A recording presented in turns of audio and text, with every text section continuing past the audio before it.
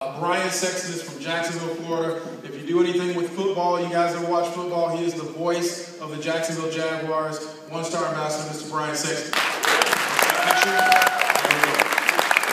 I'll give you a big picture, just quick on myself and my wife. 20 years in the National Football League. And my wife, a very successful real estate agent. We told people that we sold oceanfront property and had the NFL, a $10 billion a year industry. And a few years ago, you couldn't have told us that anything was going to change in our life. NFL, the world's largest sports entertainment brand, oceanfront property, they only make so much of it.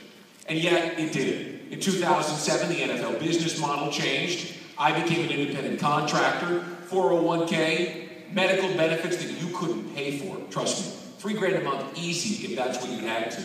All of that went away. So I tried the traditional route. I got a second job. Believe it or not, someone was willing to put this face on television. And I went and was the sports director at the CBS affiliate in Jacksonville and hated every minute of it. First and foremost, because I had no time with my family, but more importantly, I put on 40 pounds. Right? So you know when I heard about this, why it excited me.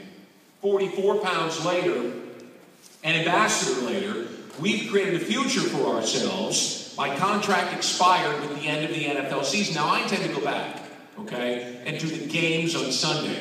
But one thing I don't ever want to do is stand in a room with 53 naked men who have been sweating, right? You know how that one works? You know what I'm talking about, right? It's like this. So, why'd you drop that pass? I'm sorry, I couldn't hear you.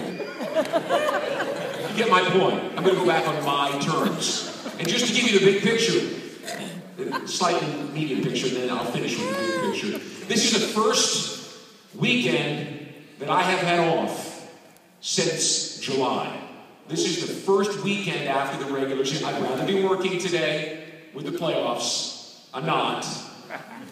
But it's the first off weekend I've had. I got up at 5 o'clock this morning, took a shower, got in the car, and drove 3.5 hours. Now, a couple of years ago, I wouldn't have done that. I would have told you I'd be on the beach with my kids. Here's why, and I'll do it as quickly as I can. The world has changed. We all know this. We all understand that the economy has created a completely different way of life for a lot of people. Now, it's your choice what direction you want that life to go. And here's why.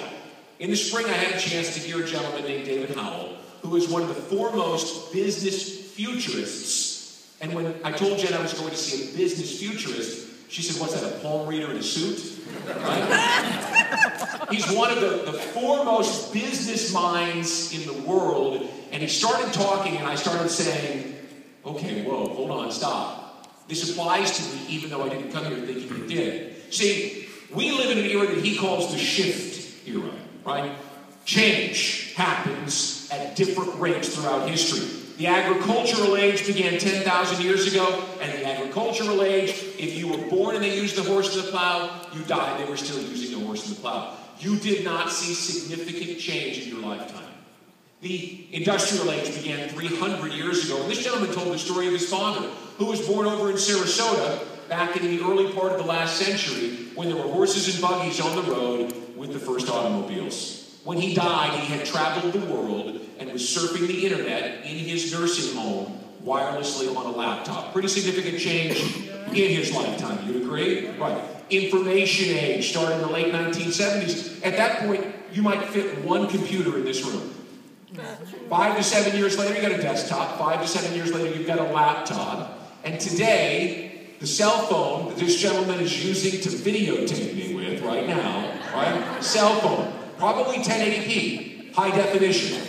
7 years ago, that's a camera that I can't hold. I've got to put on a tripod and costs $125,000. And today, that camera in that phone has more computing power than the Dell laptops that rolled off the assembly lines 5 years ago.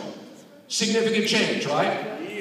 Here's the kicker, and here's why all of this matters to you. No matter whether you're a lawyer or a UPS driver or a fireman or a school teacher or a physical therapist, here's why all of this matters to you. See, in the shift age, everything changes every day. And as an example, just go back to the spring. There were two significant events this, that 30 years ago would not have impacted you at all, but today impacted people in Florida almost instantaneously. A Google executive started a riot at Tahrir Square in Egypt. Do you remember that? Yeah. They closed the Suez Canal and the price of oil shot through the roof, significantly in a very short period of time, which meant that gas futures went with it. And I live in Jacksonville, and the city of Jacksonville had line itemed out on their budget what they were going to spend for fuel in 2011. And immediately they were $3 million in the red. Did they do anything? Did the riot happen in Jacksonville, let alone Florida? It didn't. But it changed instantly because of the world that we live in. How about you heard about the tsunami that was created by the earthquake offshore of Japan that wiped out a huge part of the northern island, including parts factories for Toyota? Now look, 30 years ago, you might hear about this at church. You might hear about it on the nightly news on one of 3 channels. And you might have written the Red Cross a check. That would be the extent of its impact in your life.